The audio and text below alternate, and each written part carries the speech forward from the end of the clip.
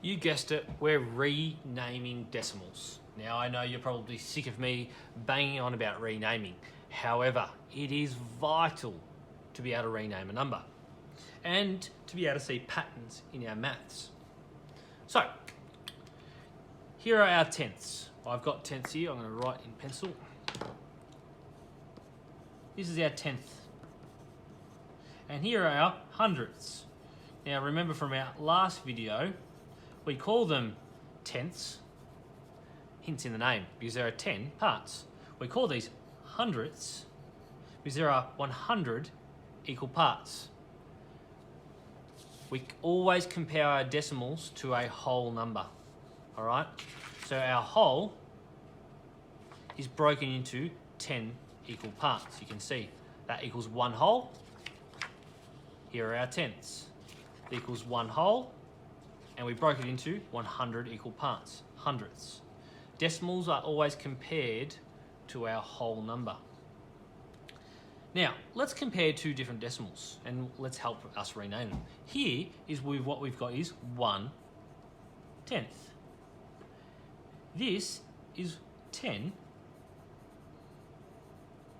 hundredths. You can see 1, 2, 3, 4, 5, 6, 7 hundredths, 8, 9, 10 hundredths, 1/10. So, have a look at this picture.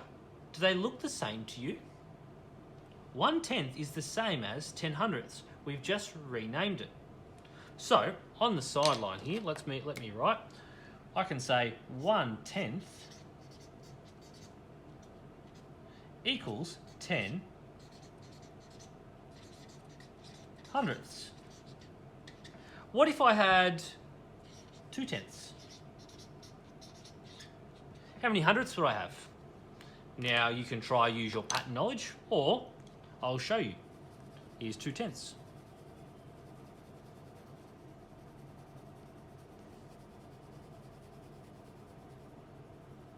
Colour that in, there's 2/10. And if I want to do the same here, colour in 2 bars to make them look the same. There you go. Match them up and look at that. They're the same.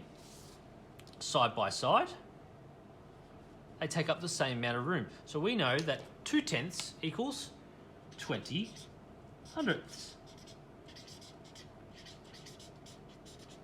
What about 3/10? 4/10?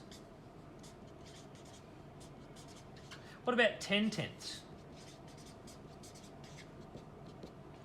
Well, if 1/10 equals 10, 1/10 equals 10 hundredths, well 3/10 must equal 30 hundredths.